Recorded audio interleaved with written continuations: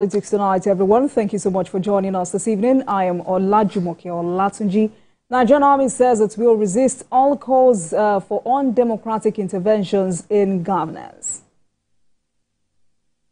Tonight, we will be discussing the spate of banditry and food insecurity in the country. And our guest tonight is Isaac Abrak. He's a political activist, chairman, Northern Christian Youth Professionals. But let's bring you some developments in the polity before that conversation.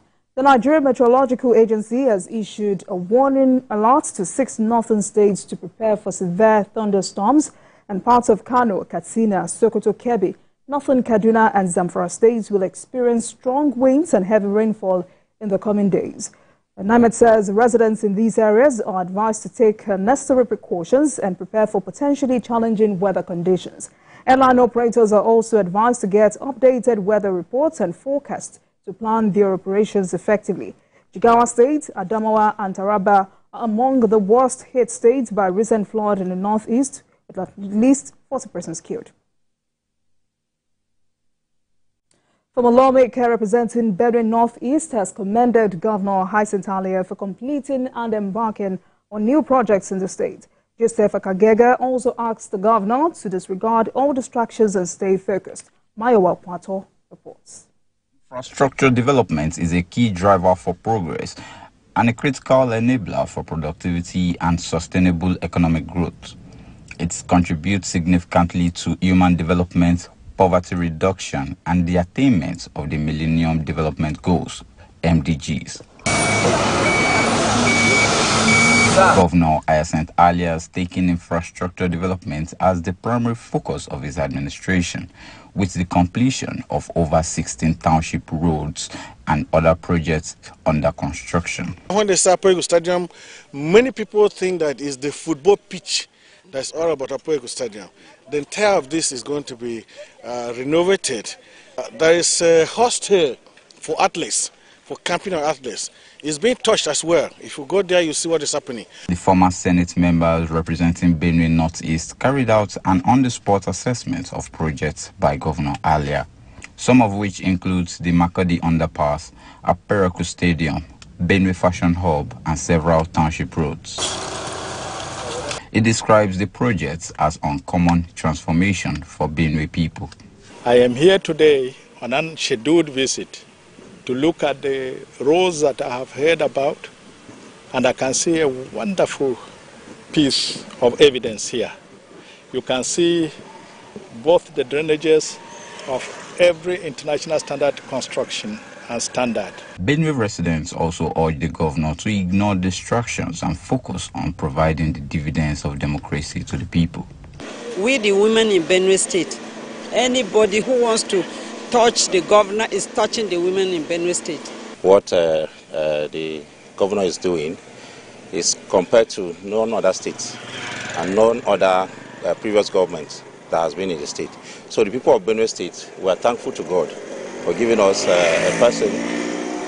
governor in the person of Reverend Father Hyacinth Alia to come and redeem the state from the shackles of poverty. It is advised that the government, investors, lenders, and all the parties involved in project development in the states commit to providing pragmatic and sustainable infrastructures that meet international best standard. Mayowa Okwato, TVC News, Makodi. Let's turn our attention to Kaduna State, where Governor Ubasani has commenced the reconstruction of a 21.85-kilometer road in Karu local government area. The road project, when completed, will link Bambego to Karu through Kahuta, connecting Kubu and Kuru local government areas. The state government says the infrastructure will boost the local economy and improve market access for farmers. Our administration rural transformation agenda is being aggressively pursued because it holds the key to unlocking the enormous potential of the state in the agricultural and informal sectors, as well as promptly addressing the problems of poverty, unemployment, and insecurity. We are equally addressing the infrastructure deficit in areas inhabited by the urban poor. We are keen on bridging the urban-rural divide by upgrading our roads infrastructure. The Speaker of the House of Assembly in Osun State, Adejare Bello, says the sacrifice Nigerians are making under President Bola Tinubu will yield better results in the nearest future. Adejare Bello was addressing hundreds of party faithful in Ede, Osun State. Rafiu Hamid reports. Members of the APC in Eden North and South local governments. The meeting was convened by the former Nigerian ambassador to Mexico, Adejare Bello, to debunk the insinuation that is leaving for the PDP. When people are calling me as to that, I have to let my people know. Those that we came to APC together in the year 2018, I must let them know that we are still very solid in APC and we have no cause whatsoever to leave the party. I told them that if I will leave, must I leave alone?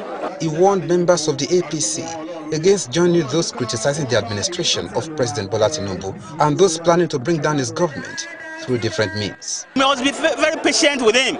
Things will change for better. Some of the things he has done, the oil subsidy, the unification of Naira and co, if he has not done it, things will have gone bad.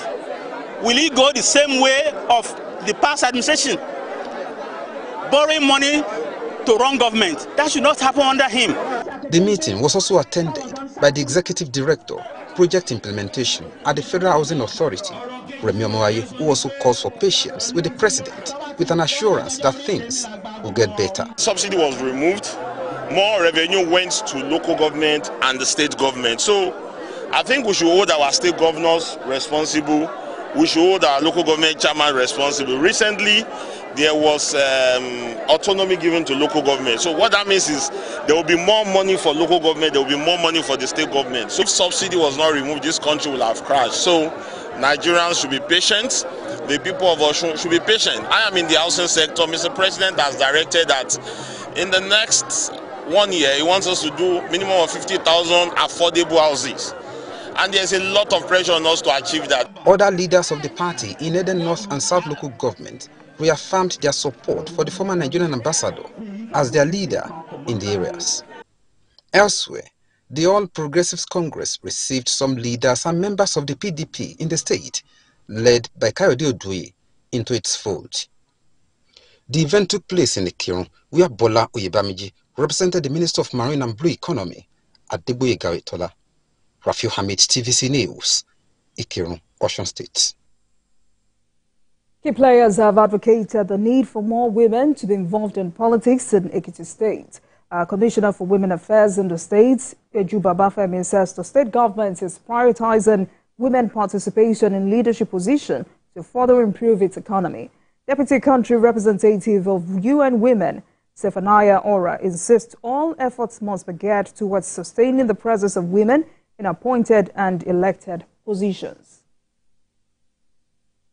In the last years, we could see the progress being made in the number of women that are appointed or elected. I make bold to say that in Ekiti State, we are at the forefront when it comes to women's representation in leadership positions. But that is not to say that we are folding our arms, because we are not yet where we ought to be. I can't believe that any woman that is in politics will be a woman, or someone that is not listening to husband, someone that doesn't have a husband, or is not have a good character. It's not like that. We delay. Also, we need to encourage our women to participate in politics. So that's where we can see a good evidence of democracy in Nigeria. Women's roadmap to 2027 election. Do you want to lose the seats you have, or you want to retain them? We want to increase them. You want to increase them. Yeah. But first you have to retain the ones you have. What are you doing to retain the ones you have? That is the first assignment. Safeguarding the gains. You have a lot of gains. Governor of Ondo State, Lucky Ayedatiwa, says the creation of state or community police is crucial towards addressing insecurity in the nation. The governor's remarks were made during the 64th Annual General Conference of the Nigerian Bar Association held at Tafawa Balewa Square in Lagos. Kenneth Oladeyemo has more. The Rotimi Akeredolu leadership series is titled "Is State Police the Solution to National Insecurity?" Governor Aiyedatiwa said the Western Nigeria security network called Amotekun Corps is needed to combat the evolving threats that have overwhelmed the centralized policing model. He referenced Section 14 2B of the 1999 Nigerian Constitution as amended, which stipulates that the security and welfare of the people shall be the primary purpose of government. Amotekun has soared to the unprecedented heights, becoming a shining example of the transformative power of a state-level security. Our brave men and women have scaled the most daunting challenges, confronting terrorists, bandits, and kidnappers with unwavering courage. They have forged deep connections with our communities, earning the trust and respect of the very people they serve. The speakers also dispel concerns about the state policing options, such as funding and abuse. Policing can only be done at the federal level. That's a myth that has not been borne out by data, by statistics, and the reality of our living. No scientific endeavor, none, is free from abuse. If science was to think of abuse, we will not move on. Every crime is local. If you come to my neighborhood, my town, I know the good boys, I know the bad boys. So immediately there's a crime, you know where to look, to search for it, and to find solutions to the problem. But a policeman who is alien to that culture and that location, if he comes there, he will grope in the dark. And unfortunately, we do not have an effective data system in Nigeria.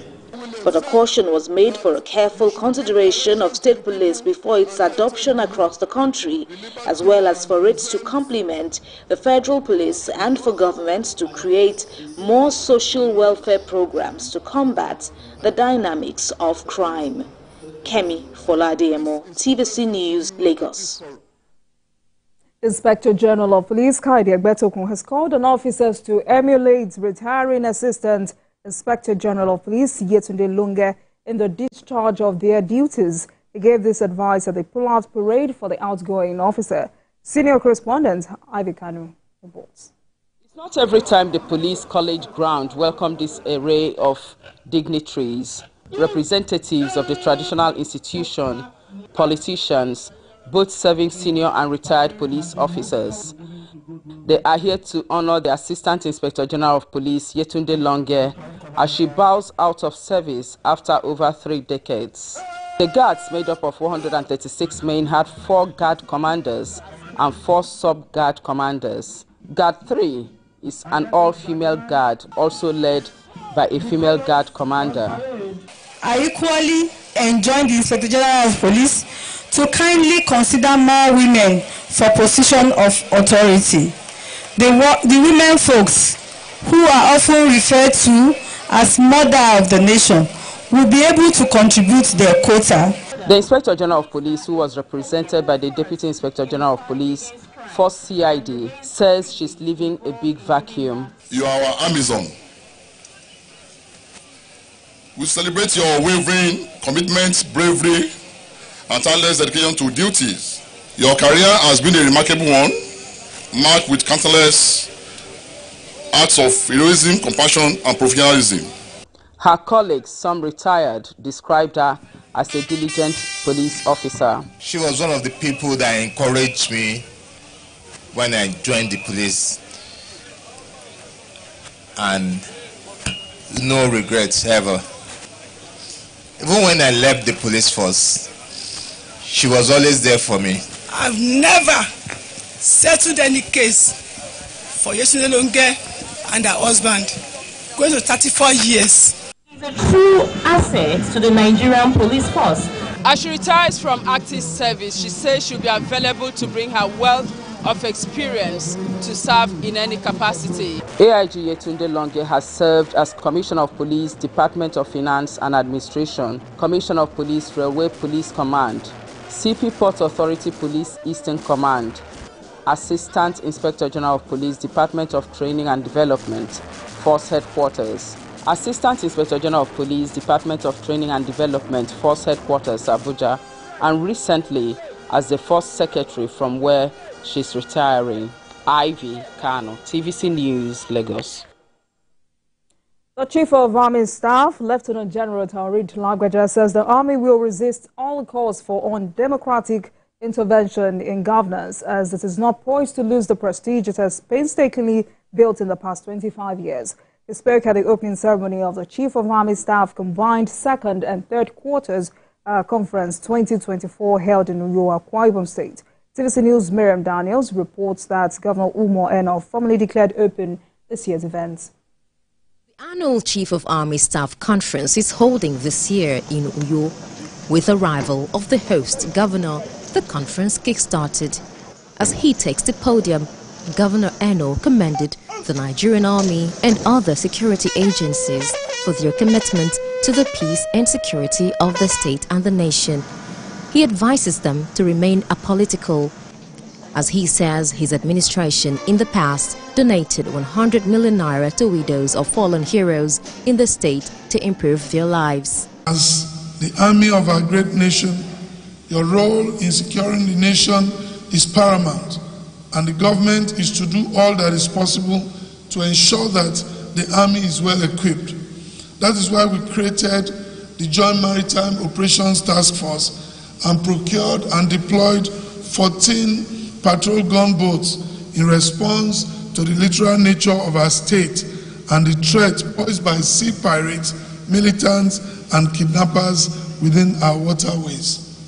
Then, the Chief of Army Staff, during his speech, noted that food and social security issues can result in physical security challenges. He stated that the Nigerian Army, under his leadership, has launched several welfare programs for members of the force. The Army Chief states the commitment of the force to boost food availability in the country by supporting the federal government in its economic prosperity plan. The Nigerian Army will not allow itself to be used to undemocratically sell some interest to power as a service that received the most image bashing as a fallout of previous military interventions in Nigeria. The Nigerian Army is now poised to losing the new prestige it has painstakingly built in the past 25 years. 3 beneficiaries received checks under the welfare scheme of the force, and the week-long event will climax on Friday with a closing ceremony. Miriam Daniels, TVC News, Uyo, Akwa Ibom State.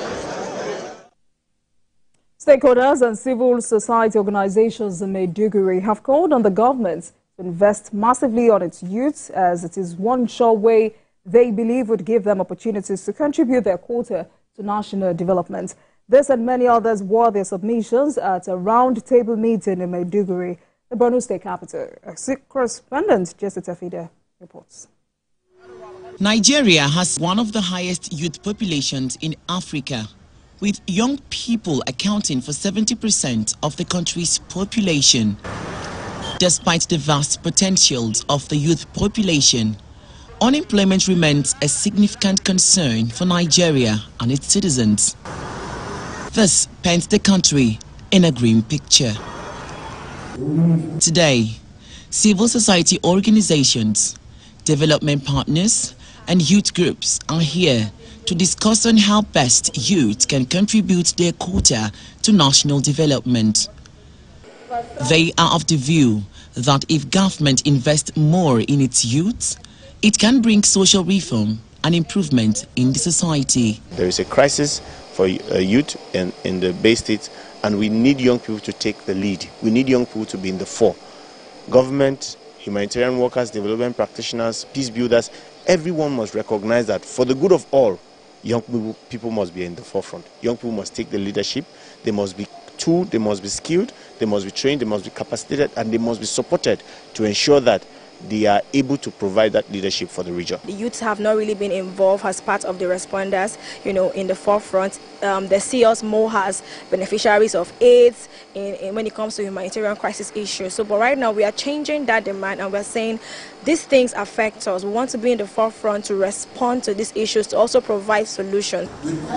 Stakeholders took turns at a panel discussion to advocate for involvement of youth in government policies. The conversation at a meeting focuses on intergenerational collaboration between the young and the old to expedite the much-needed development to Nigeria. Young people remain the most viable group that can lead change for a situation that has been for 14 years and directly affects the most young people. Young people believe that strong engagement with policymakers is necessary to fulfill the goals of the 2030 Agenda for Sustainable Development, which include ending poverty and hunger, achieving gender equality, and empowering women and girls. Jessie Tafida, TVC News, Maiduguri. And that marks the end of today's episode of Politics Tonight. We're sorry we could not bring you the conversation with Isaac Abra. This is definitely beyond our control. I'll see you again tomorrow. Thank you so much for watching. Good night.